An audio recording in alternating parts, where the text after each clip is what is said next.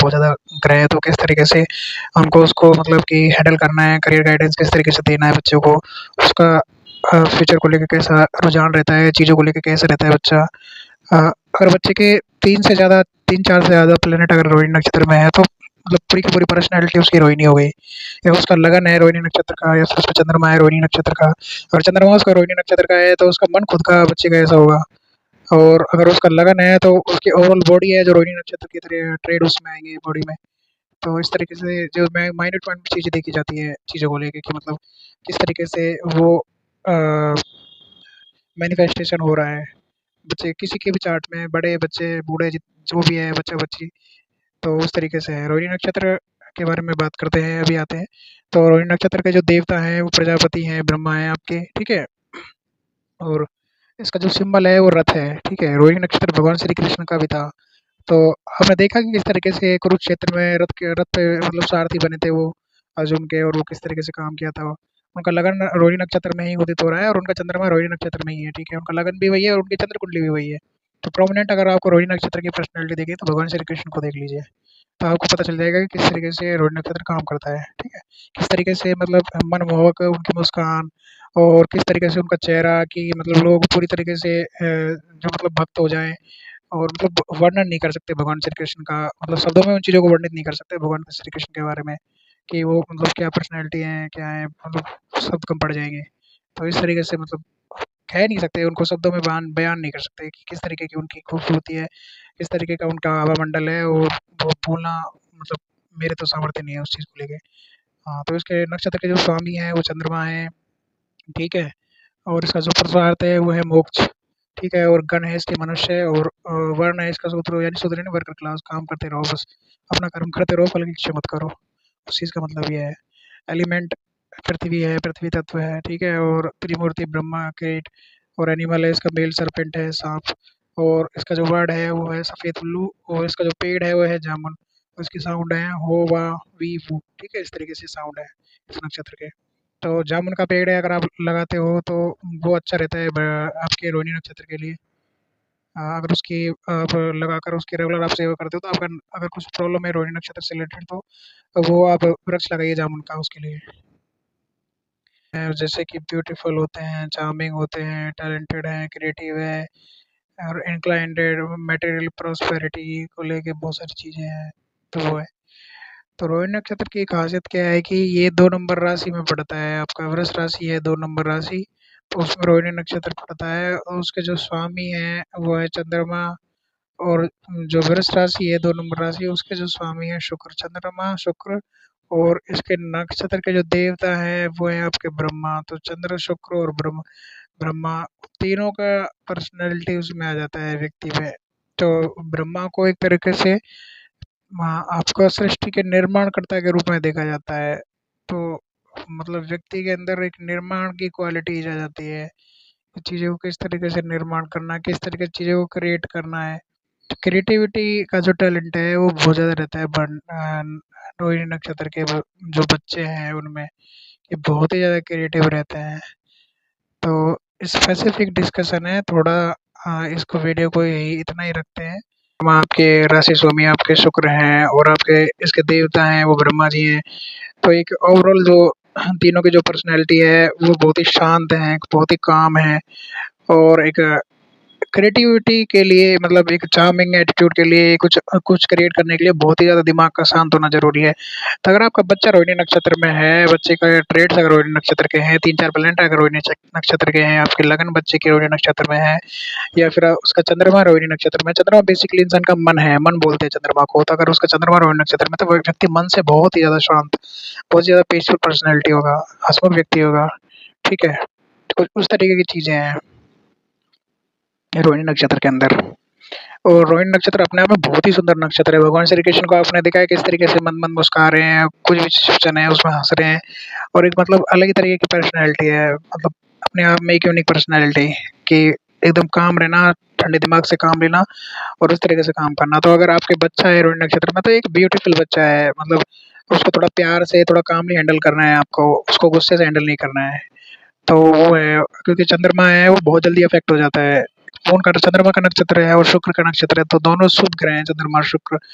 तो बच्चे के अंदर अगर ये है, अगर रोहिणी नक्षत्र आपके बच्चे का है ज़्यादातर लोगों का है तो बहुत अच्छी बात है। आप बहुत ही ज़्यादा भाग्यशाली हैं कि रोहिणी नक्षत्र में बच्चा पैदा हो रहा है। क्योंकि बहुत ही ज़्यादा सामने वाले के अंदर एक टैलेंटेड पर्सनैलिटी है और एक बहुत ही ज़्यादा शांति से चीज़ों को हैंडल करना, अपने कम्फर्ट तरीके से चीज़ों को करना, वो एक पर्सनैलिटी है कि मतलब भाग-दौड़ नहीं करना चीज़ों को लेके। तो वो पर्सनैलिटी रहती है रोहिणी नक्षत्र के बच्चों के अंदर।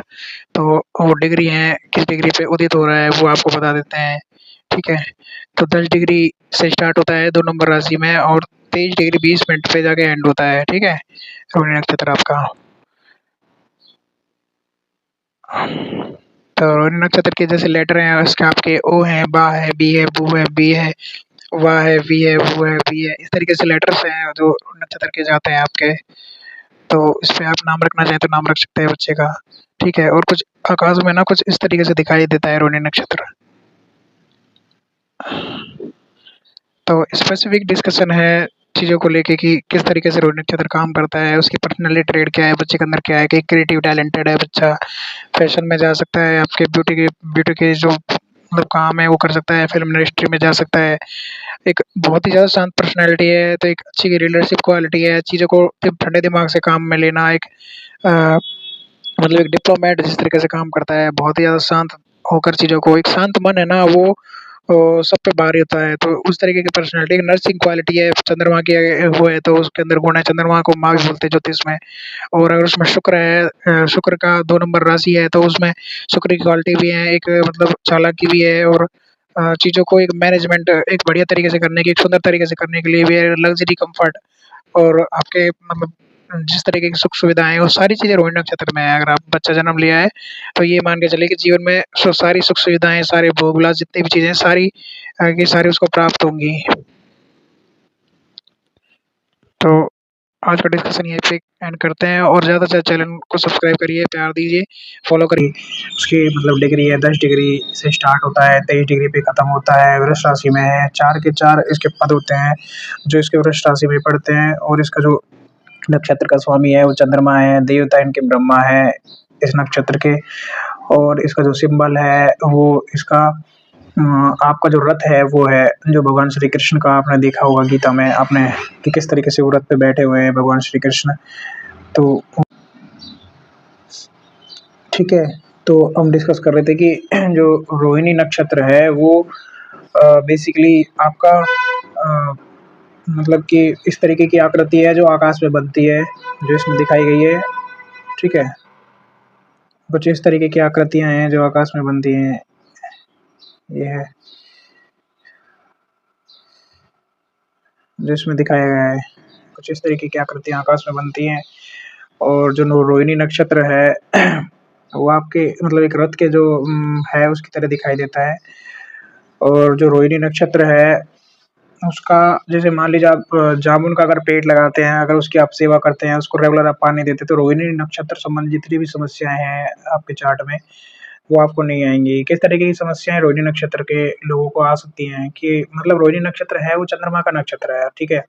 और इसके जो देवता हैं वो ब्रह्मा हैं, ठीक है? तो आपने देखा होगा कि जो ब्रह्मा जी हैं उनका मतलब कि कोई भी मंदिर नहीं मिलेगा आपको, बहुत कम मंदिर है ब्रह्मा जी के, उनकी पूजा भी नहीं होती है, ठीक है? और जो चंद्रमा है वो इसके देवता सॉरी चंद्रमा है इसके लॉर्ड हैं, स्वामी हैं, ब्रह्मा इसके देवता हैं और इस जो नक्षत्र जो पड़ता है जिस राशि में उसके जो स्वामी हैं वो आपके शुक्र हैं, ठीक है? तो शुक्र, चंद्रमा और आपके ब्रह्मा ये तीनों के तीनों सॉफ्ट हैं, ठीक है? कि मतलब इनके अंदर किसी तरीके की कोई उग्रता नहीं है, ये शांत हैं और मतलब एकदम शांत, एकदम सरल, बहुत सारी मतलब उस तरीके की क्वालिटीज़ नहीं है इनके अंदर। तो थोड़ा-सा कई बार क्या है कि ये रोहिणी नक्षत्र वाले लोगों के साथ में थोड़ा-सा क्या होता है कि ये थोड़े मतलब भोला इनका मन रहता है, भोला स्वभाव रहता है, चंद्रमा का स्वभाव काफ़ी ठंडा रहता है, तो वो काफ़ी ठंडा ग्रह है चंद्रमा। तो आसानी से वो चीज़ों को से प्रभावित हो जाता है चंद्रमा, ठीक है? तो अगर उसपे शनि की दृष्टि पड़ गई मान लीजिए तो जो चंद्रमा है वो ईज़िली डिप्रेशन में चला जाएगा। अगर उसपे मंगल भी द दृष्टि डाल गया चंद्रमा पे, ठीक है? तो वो उसको उसको ईज़िली उसको गुस्सा आ जाएगा क्योंकि चंद्रमा क्या है आपका मन है, ठीक है? और जो जिस जिस भी प्लैनेट का उस पे रंग आता है ना, जैसे पानी है उसमें जो भी चीज़ मिलाओ जो भी कलर मिलाओ वो उसी तरीके से हो जाता है। तो लाल कलर मिलाओ यानी मंगल, तो वो उसी तरीके से लाल रंग हो जाएगा उसका, शनि का रंग मिलाओ तो उसी तरीके से उसपे रंग चढ़ जाता है। तो ये थोड़ा-सा एक ड्रॉबैक है रोहिणी नक्षत्र का, ठीक है? तो जो पॉज़िटिव चीज़ें हैं वो बताई हैं, तो उसका ड्रॉबैक भी है जो उसको भी बताना ज़रूरी है उस नक्षत्र में। तो देखिए, अगर मान लीजिए आपके बच्चे का चार्ट है और वो रोहिणी नक्षत्र में पैदा हुआ है, तो देखिए कि जो उसका चार्ट है उसमें शनि की दृष्टि या मंगल की दृष्टि या राहु की या केतु की दृष्टि अगर उस पे है, तो इसका मतलब है वो कहीं न कहीं अगर मंगल की दृष्टि है तो उसको बहुत ज़्यादा एंगर आता है, बहुत ज़्यादा गुस्सा आता है, ठीक है? एकदम से एंगर इश्यूज़ होते हैं, तो उसको आपको हैंडल करना पड़ेगा प्यार से, ठीक है?